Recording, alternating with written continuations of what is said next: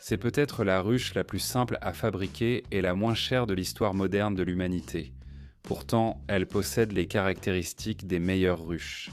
L'idée de sa création n'est venue qu'après une immersion totale dans des siècles d'histoire de l'apiculture. Les méthodes classiques de fabrication de ruches à partir de troncs ont été soigneusement analysées, et une méthode moderne et ultra-technologique a vu le jour. Les ruchers d'aujourd'hui sont des fermes apicoles axées sur la quantité et non sur la qualité. Il arrive souvent que le miel qui y est de produit soit même dangereux. Pendant des millions d'années, les abeilles vivaient tout libres dans les arbres. Nos ancêtres l'avaient compris et ont donc créé des conditions similaires via l'apiculture forestière.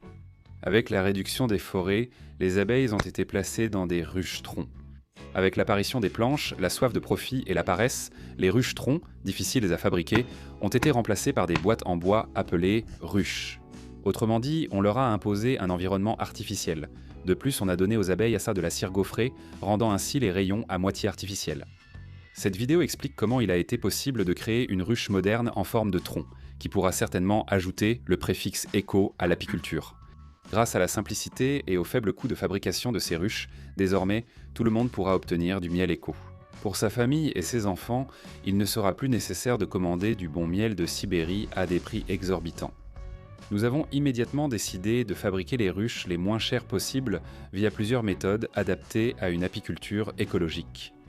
Mais toutes ne se sont pas révélées simples en pratique. Finalement, nous avons même trouvé une solution ultra simple. Les spectateurs de Pesni Yashi Kosiaka seront les premiers informés de cette nouvelle importante. N'oubliez pas de la partager avec vos amis et proches.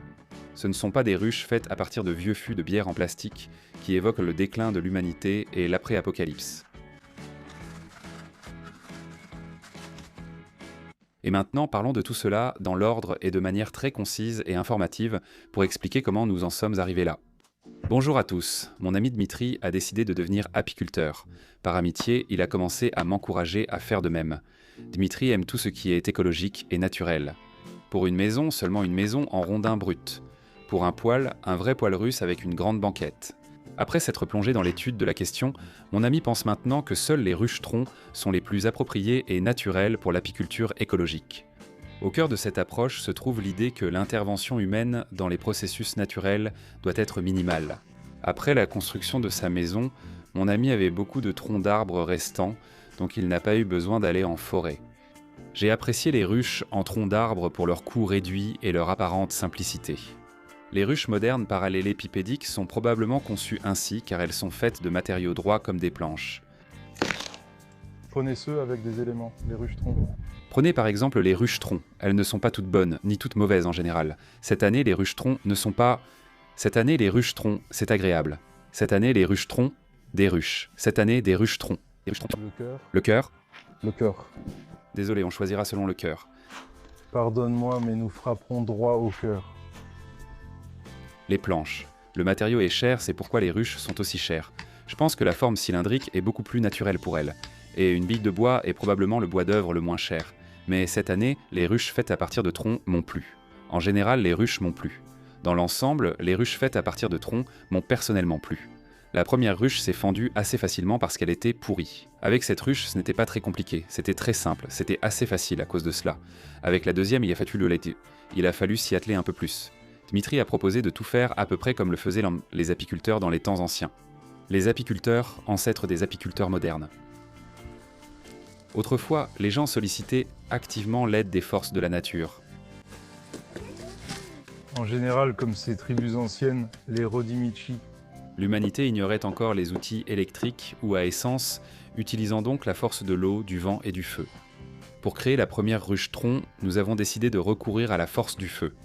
D'autant plus que nous nous rappelions la vidéo de l'avocat Yegorov, où il brûlait habilement un large trou dans une bille de bois. Yegorov, pour obtenir l'effet d'une bougie finlandaise lors de la création des premiers 100 canaux pour la propagation du feu, utilisait une longue tarière manuelle de grand diamètre. Nous n'avions pas une telle tarière. Nous avons aussi pensé que les anciens apiculteurs pouvaient manquer de cet outil. Ainsi, pour créer le canal de feu, nous avons fendu la bille de bois dans la longueur. Peut-être que la mémoire génétique nous a suggéré d'agir ainsi ou autrement. Nous avons décidé de ne pas gaspiller l'énergie libérée et Dimitri a rapidement préparé notre plat biélorusse principal. Oh, tu vois. J'en sais un peu. Mais tu cuisines. Mais en réalité, le brûlage ne s'est pas passé exactement comme nous l'avions imaginé au départ. Tout ne s'est pas déroulé comme prévu.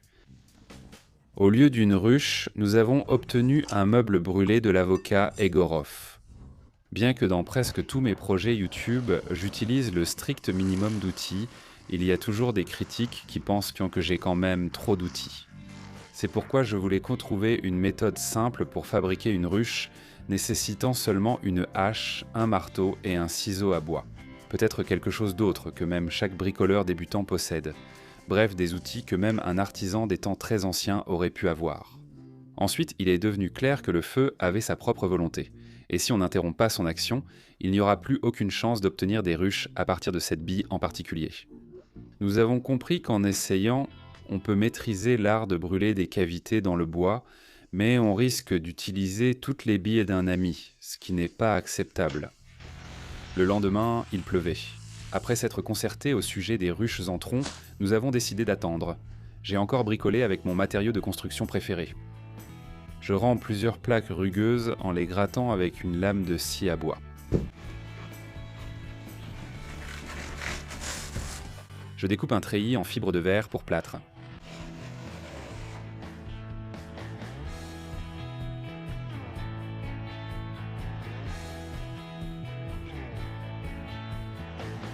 J'utilise une mousse-colle polyuréthane pour coller le treillis sur la plaque et la plier, mais la plaque isolante casse facilement. L'an dernier, en fabriquant notre petite piscine ainsi, j'ai pu plier les plaques presque à main nue.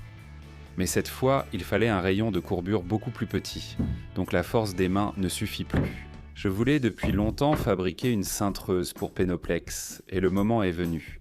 J'ai choisi une vieille palette comme base. Les palettes, dans le domaine moderne du DIY, sont l'un des principaux symboles de la créativité populaire sur tous les continents.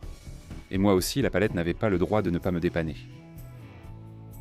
J'ai compris qu'il m'en faudrait plus.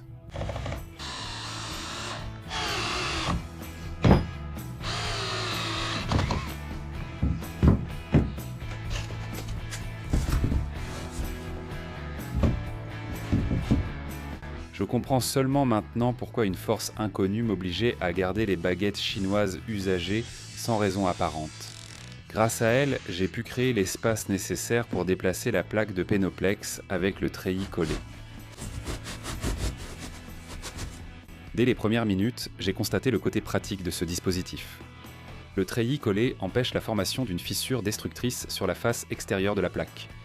La cintreuse pour Penoplex permet d'écraser facilement la face intérieure de la plaque. Cela permet de rouler ce matériau solide mais fragile, jusqu'à en faire un rouleau. Ensuite, j'envoie le rouleau de Penoplex pour un court séjour sous la traverse de la table.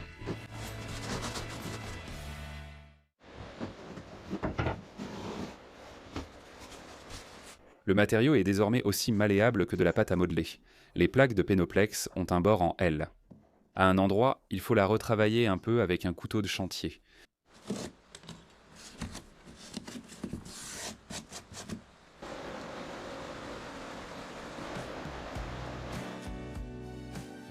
J'applique soigneusement, sans lésiner, la même mousse adhésive et je ferme le cercle.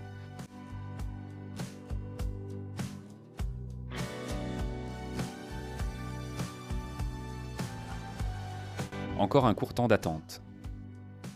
J'applique un autre morceau de treillis de fibre de verre à la jonction et j'essaie de rendre la pièce la plus ronde possible.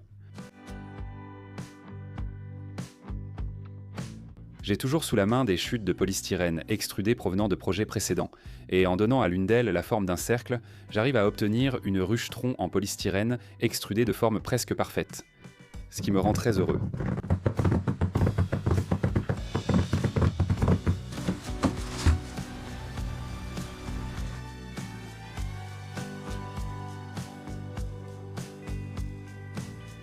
La deuxième chute fixe encore mieux le résultat. Le treillis n'est plus nécessaire, il servira à plier les feuilles suivantes.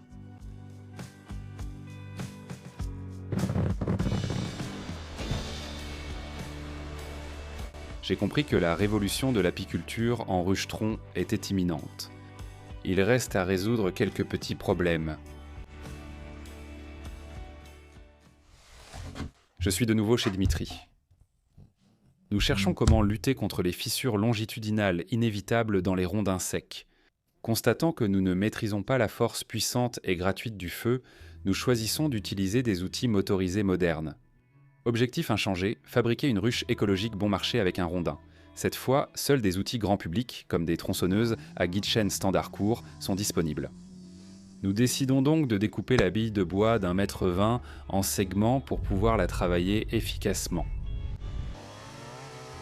Dimitri a vite compris qu'il ne pourrait pas retirer le cœur de la bille d'un seul geste, contrairement aux vidéos courtes sur YouTube. Insérer la lame dans la bille de cette façon est jugé très dangereux et peut provoquer un rebond. J'ai donc demandé à mon ami de respecter les règles de sécurité et de porter un casque. Dimitri a survécu à la construction d'une maison en rondin, il avait donc de l'expérience dans l'utilisation d'une tronçonneuse. Nous savions déjà que ces ruches en rondin allaient nous donner du fil à retordre, même avec une tronçonneuse et les compétences requises. Les bestioles sentaient déjà qu'on pouvait vivre ici. Mais ça, l'ami, ce n'est pas pour toi. Nous reportons les dimensions de ce côté. Les tronçons courts qu'on a obtenus étaient quand même plus longs que le guide de la tronçonneuse, ce qui a compliqué le travail. Il a fallu faire la même chose de l'autre côté.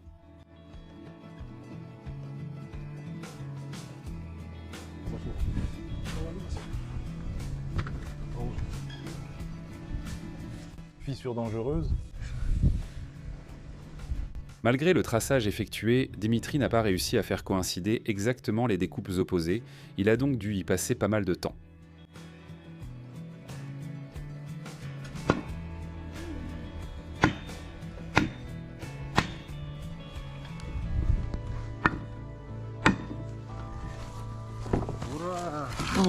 Enfin.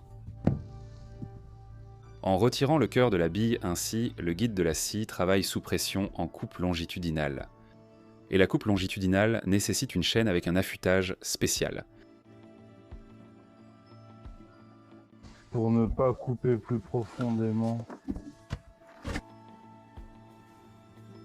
Comme je comprends les Japonais. Qu'est-ce qu'il y a? Quel arôme, quel délice. On dit qu'ils en font des bains. Ils prennent des bains, oui, dans de la sueur de pain. Les chaînes de sciage longitudinales sont peu utilisées. L'angle d'affûtage de ces chaînes est de 9 degrés, au lieu de 30 comme sur les chaînes classiques pour la coupe transversale. Nous avons ainsi involontairement recréé une situation où il est à la fois dommage et long de réaffûter la chaîne, et aussi long et coûteux d'en acheter une spéciale. Le travail de mon ami, accéléré plusieurs fois, semble néanmoins énergique. Et seule l'ombre changeante projetée par la maison de Dimitri laisse entendre qu'il y a eu des pauses, pour laisser refroidir, pour refaire le plein de l'outil et pour affûter la chaîne. Il devenait clair que si mon ami ne bousillait pas sa style, le plan d'obtenir l'une des ruches les moins chères devrait réussir.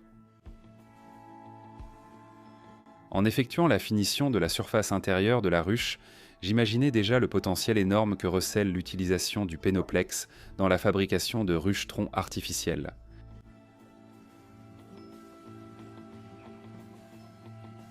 Dimitri a commencé le deuxième segment de la ruche pendant que j'essaie de finir ce que le feu n'a pas achevé. Mon ami espérait aussi que nous réussirions à fabriquer des ruches sans utiliser d'outils mécaniques.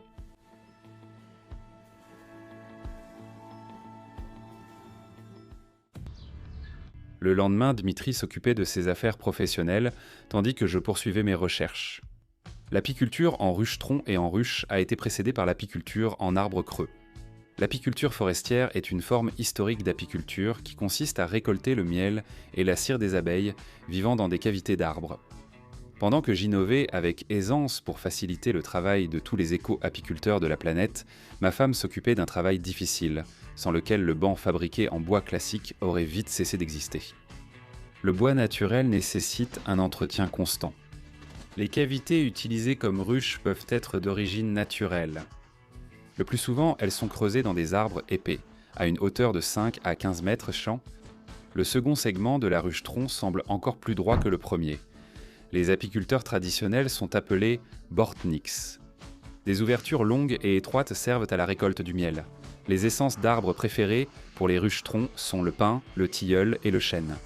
Les ruches-troncs en pin sont idéales, celles en pénoplex sont fantastiques. La durée de fonctionnement d'une ruche-tronc peut atteindre 150 ans. Environ une fois par décennie, il faut la nettoyer. Autrefois, les arbres à ruches étaient soumis aux droits de propriété. C'est pourquoi ils étaient marqués de différents signes, des emblèmes. Selon la Pravda russe, un recueil de normes juridiques de la Rus de Kiev datant de 2016, celui qui détruisait un emblème de ruche devait payer une amende de 12 grivnas. La même somme était versée pour le meurtre d'un esclave. Pour avoir endommagé une ruche appartenant à un paysan, les malfaiteurs devaient en payer 2 grivnas. Pour une ruche princière, c'était 3 grivnas. Le statut de Lituanie de 1588 recommandait aux propriétaires terriens de ne pas cultiver les champs à proximité des terres à ruches. Car même pour des dommages accidentels à un arbre avec ruche, une forte amende était infligée aux responsables. Pour fabriquer de telles ruches-troncs, il n'est pas du tout nécessaire d'être aussi fort que le héros biélorusse Dimitri. Je découpe un treillis en fibre de verre résistant aux alcalis pour l'enduit. Je prépare un mélange pour l'isolation thermique.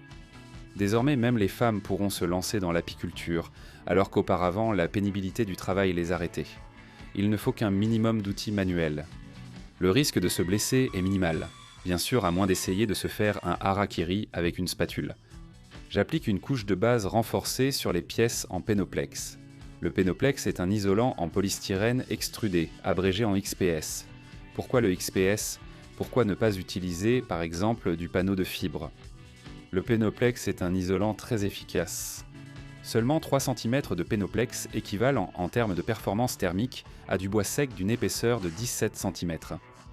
Cela signifie donc que dans une telle ruche, les abeilles n'auront certainement pas froid en hiver ni chaud en été. La fabrication de cette ruche-tronc est vraiment très simple. Il suffit d'appliquer l'enduit. Avec une large spatule, j'égalise la surface, ce qui n'est pas vraiment nécessaire. Le pénoplex n'absorbe pas et ne laisse pas passer l'humidité, ce qui signifie qu'il n'y aura pas de moisissure dans les ruches. Je n'ai pas les compétences d'un plâtrier professionnel, mais le travail avance bien. Pour Dimitri, la journée commence par un nouvel affûtage de la chaîne et le doux supplice de reprendre la partie inachevée de la future ruche à miel.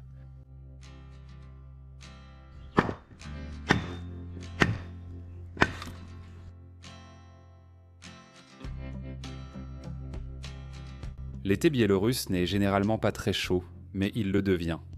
Avec la chaleur, on cherche l'ombre. Mon ami collectionne les outils anciens. Ainsi, pour travailler sur la ruche avec une vieille méthode, il n'a rien à inventer.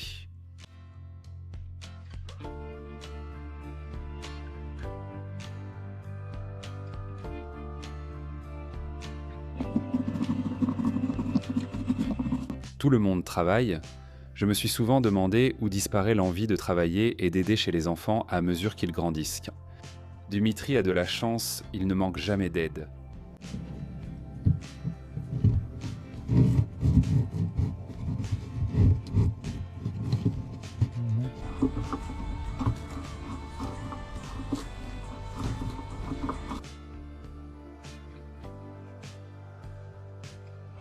C'est mince. Une ponceuse électrique et les mains d'un ami donnent très rapidement à la ruche un aspect complètement neuf. Après avoir poncé des centaines de mètres carrés de murs dans sa propre maison, c'est un jeu d'enfant pour Dimitri.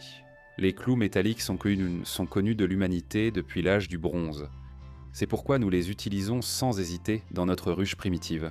Ensuite, Dimitri coupe tout ce qui dépasse uniquement avec une scie à main.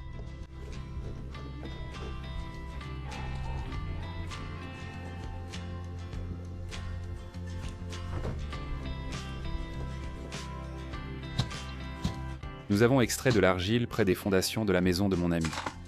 L'argile est sans danger pour les abeilles et son usage en apiculture est ancien dans certaines cultures. Ce matériau de construction éprouvé depuis des siècles nous aide à corriger de nombreux défauts. Eh bien, tu as vu, c'était vraiment beau, comme avec cette technologie chinoise. Ainsi, nos ancêtres, les anciens apiculteurs biélorusses, pouvaient aussi bien l'utiliser. La mémoire génétique, elle n'a pas disparu. Dimitri m'a donné une ancienne tarière.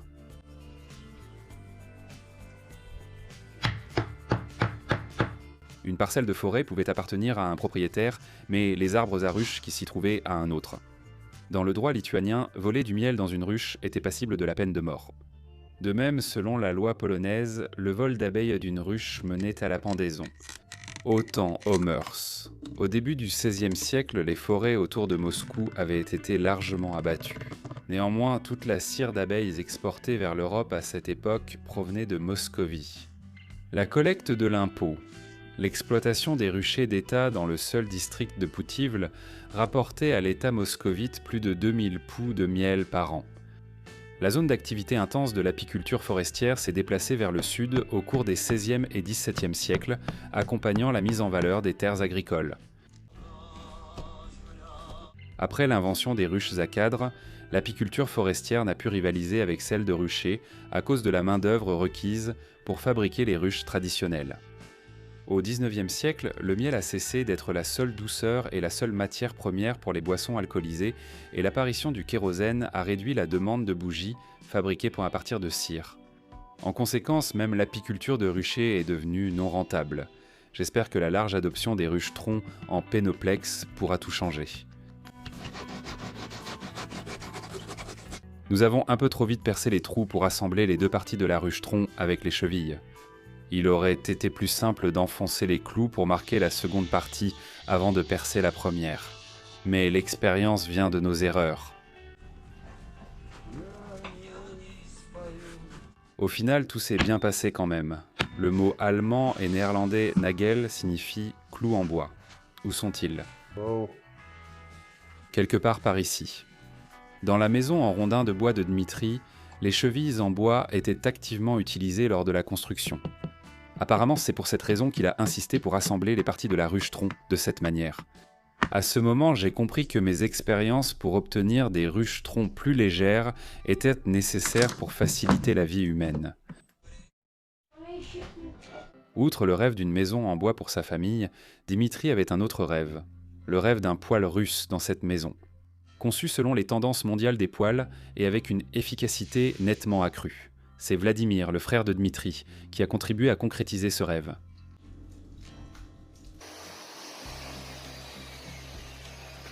Vladimir est un poêlier hautement qualifié.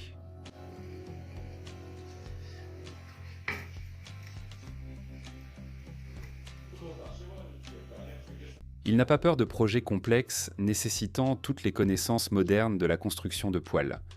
Le maître poêlier aide toujours les propriétaires victimes de faux poêliers. Nous allons démolir ce vieux poêle qui ne chauffe absolument pas. Les gens chauffent, dépensent énormément de combustible pour... Dimitri aime parfois aider son frère dans ce travail difficile. Il s'est avéré qu'il n'y avait pas de fondation.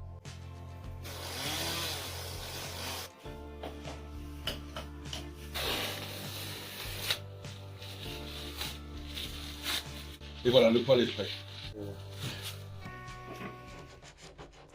Dès que j'en ai eu l'occasion, j'ai continué.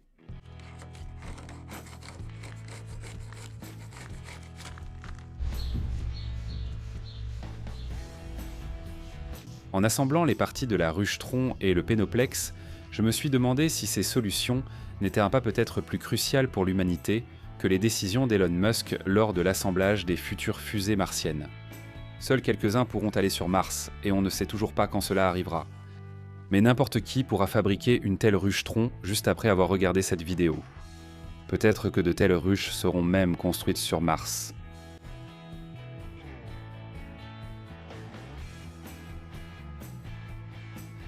J'ajuste la spatule en caoutchouc utilisée pour donner une texture bois au canapé de jardin en pénoplex. Beaucoup d'apiculteurs aiment décorer leurs ruches. Ici, en matière de finition, c'est un champ vierge. Sur la couche de base armée de cette ruche, comme sur celle d'une façade isolée avec du pénoplex, on peut appliquer de nombreux revêtements de finition, qu'ils soient tachetés ou faits maison et presque gratuits. Comme d'habitude, j'utilise la colle à carrelage la moins chère.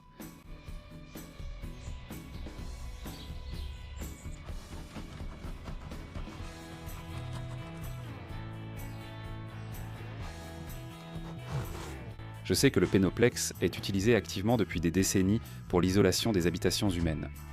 adapté à l'isolation des trottoirs, soubassements, sols, murs, plafonds, greniers, toitures et loggias. C'est-à-dire qu'il est utilisé pour l'isolation périphérique des maisons. L'absence d'angle dans les ruches-troncs réduit encore plus à zéro la probabilité de gel. C'est pourquoi je n'ai pratiquement aucun doute sur l'efficacité de ces ruches-troncs. Ensuite, j'applique à nouveau la couche de base armée du côté intérieur. Dans une ruche-tronc de ce diamètre, travailler est moins confortable que dans une mini-piscine en pénoplex, mais on peut tout de même utiliser la spatule facilement. Je sais que les ruches rectangulaires en polystyrène extrudé ne sont pas nouvelles. Elles sont produites industriellement depuis longtemps. Mais en regardant leur prix élevé, il devient clair que les entreprises Bowties qui les produisent cherchent avant tout à s'enrichir aux dépens des apiculteurs. Le coût de revient de ces ruches artisanales est dérisoire. Nous allons le calculer plus loin.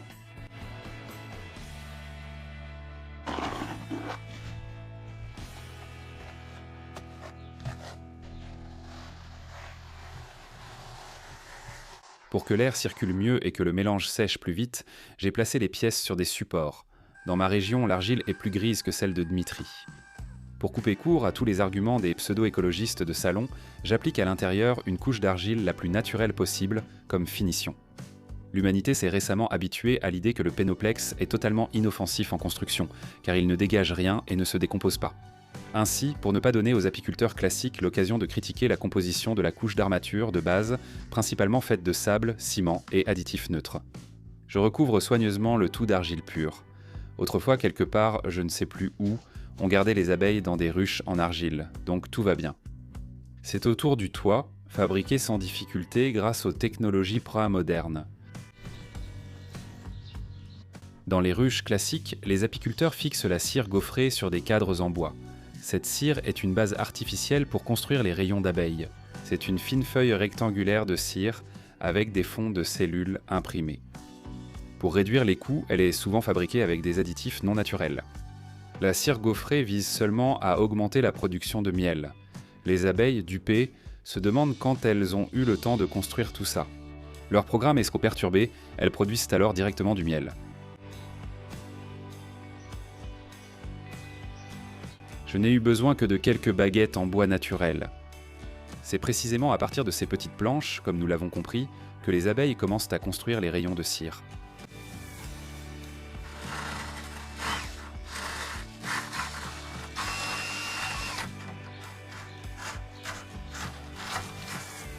Quelques chutes d'armature composite ont également été utilisées. Une colonie d'abeilles, c'est une société. Et qu'est-ce qu'une société trompée peut produire de bon ? Rien. Quand on court après la quantité, la qualité en souffre beaucoup. Un miel de mauvaise qualité peut même être nocif. Dans les ruches-troncs, les abeilles vivent exactement comme elles ont vécu dans la nature pendant des millions d'années. Le miel de ruche-tronc, riche en pain d'abeille, est produit uniquement à partir de nectar floral et scellé dans des rayons naturels, sans cire gaufrée. J'ai décidé de faire la base de la ruche-tronc selon une méthode déjà éprouvée, des bandes en pénoplex. J'ai trouvé dans mon stock un polystyrène extrudé de 5 cm alors que 3 cm auraient en suffi. Nous n'avons pas osé percer d'ouverture latérale dans les ruches-troncs en bois. Leurs nombreuses fissures longitudinales les fragiliseraient davantage. On peut aussi extraire le miel par le couvercle arrière. Dans ma ruche-tronc, les trous respectent la tradition classique. Je fais juste un marquage pour qu'il reste régulier.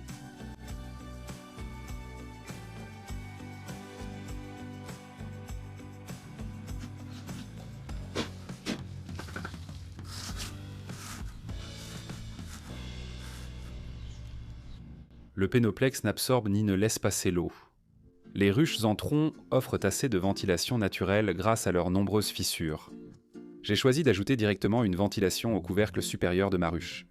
Fabriquer une seule ruche-tronc se fait entre d'autres tâches. C'est difficile d'appeler ça du travail car il faut attendre plusieurs fois que le mortier prenne. Si on fabrique tout de suite 20 ou 30 ruches-troncs, alors le processus de travail sera complètement optimisé. Première heure, on colle le pénoplex, ensuite on enduit l'extérieur des ruches-troncs. Le lendemain, on applique la finition décorative extérieure et on enduit l'intérieur et ainsi de suite. Ainsi, en quelques jours, on peut créer un véritable rucher. Pour ventiler l'espace sous le toit de la ruche, j'installe des grilles achetées à bas prix. Les lamelles bloquant l'eau de pluie latérale et la grille fine empêchent l'entrée des indésirables.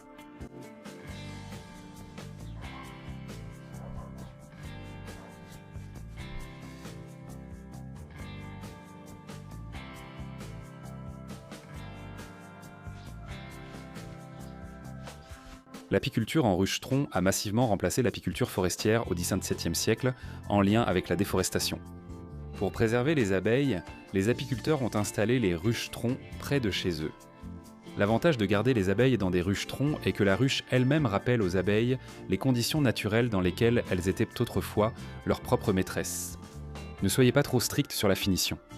C'est la première chose qui m'est venue à l'esprit. On peut ne pas la faire, ou au contraire se démarquer, se donner du mal et tout faire haut de gamme. Devenir un apiculteur d'élite et réussir à entrer dans les cercles oligarchiques. Fournir du miel à la Roubliovka, se faire des contacts, obtenir des investissements, créer une fabrique de bougies et ne plus jamais travailler.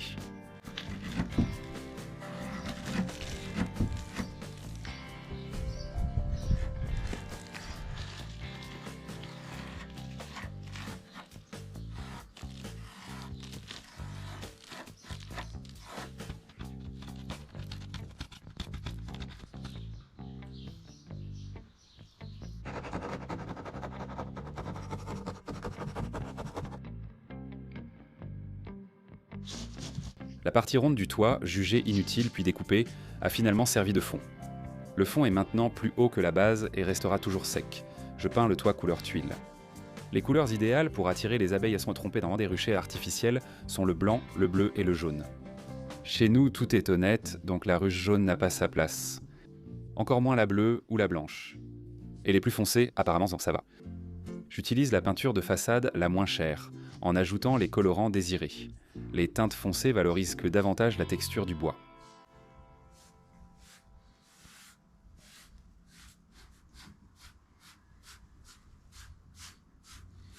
C'est ma femme qui m'a aidé à mettre en valeur la texture de la base.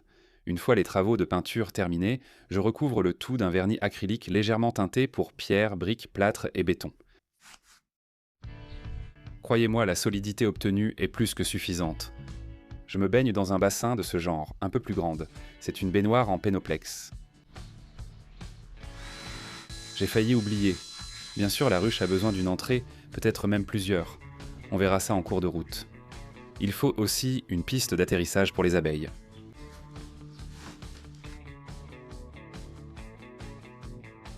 Bien sûr, je recouvre fond et couvercle d'argile naturelle. J'ai apprécié le côté pratique dès les premières secondes du transport.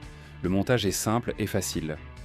Ne me jugez pas trop sévèrement pour mes compétences artistiques, ou plutôt pour leur absence. Vous pouvez sûrement obtenir un plus joli résultat.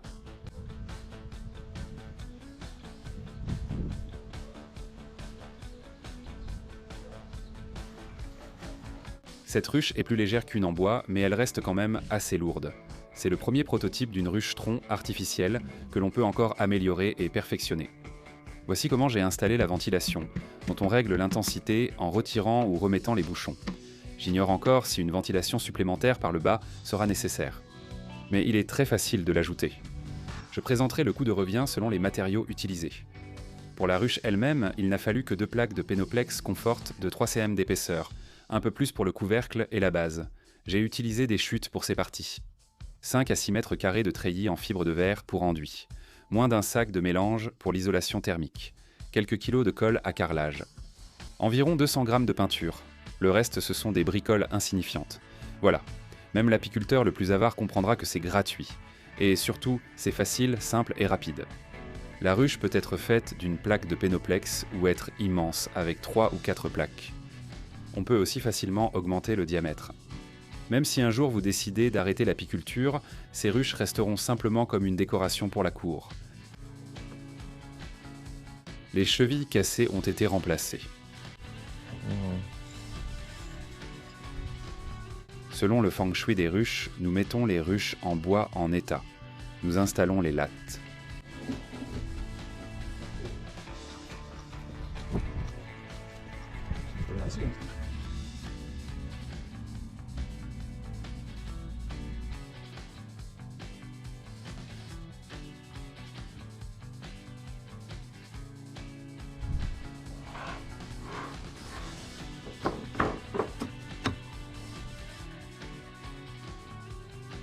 Même le couvercle de la ruche que nous fabriquons selon une ancienne technique, Dimitri le marque selon cette ancienne technique. Il scie et taille exclusivement à la force des muscles.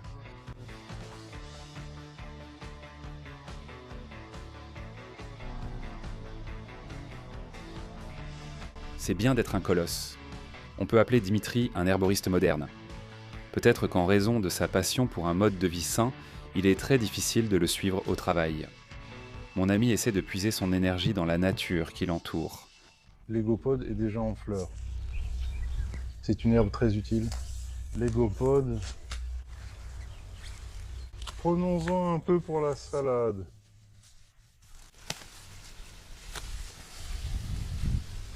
C'est une chose utile. Prenons encore quelques feuilles de pissenlit. Ici, nous avons une baie sauvage qui pousse. Personne ne l'arrose, elle pousse normalement. Ce n'est pas encore mûr.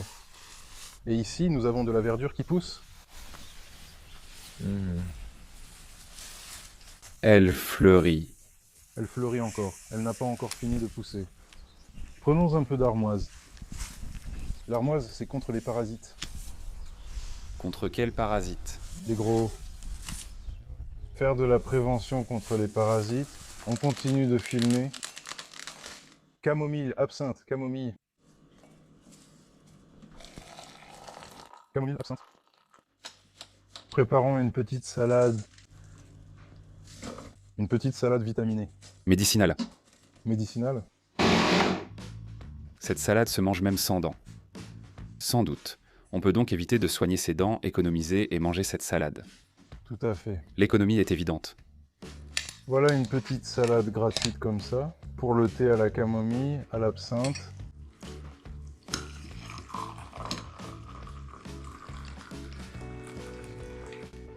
C'est bon. Pour que les abeilles comprennent tout de suite par où commencer, il est préférable de recouvrir les lattes de cire naturelle. Tu les imprègnes ensuite, si tu te souviens. On a attiré une abeille charpentière. Mais elle donne du miel? Non, non, juste des trous dans la maison. Elle ne fait que percer des trous. Mon ami ignore encore mes expériences, il sera donc intéressant d'entendre l'avis d'une personne habituée au naturel sur une telle ruche.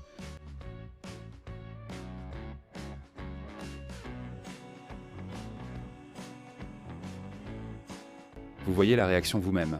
Les sentiments de confusion et d'enthousiasme se chevauchent, n'est-ce pas? C'est beau, merci.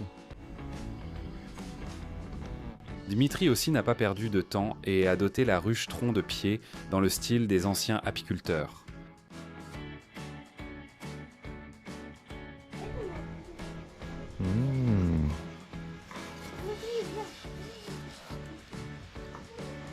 Mec, regarde. Contrairement aux ruches rectangulaires pour les abeilles trompées, qu'on cherche à rendre très voyantes, les ruches en tronc doivent être camouflées. J'ai hâte de me lancer dans cette activité très utile, alors on se dépêche d'aller en forêt avec tout ça. On trouve un endroit approprié et on commence à créer un rucher forestier. La durée de vie d'une ruche en pénoplex est de plus de 50 ans. C'est la durée minimale de vie du polystyrène extrudé, selon le fabricant.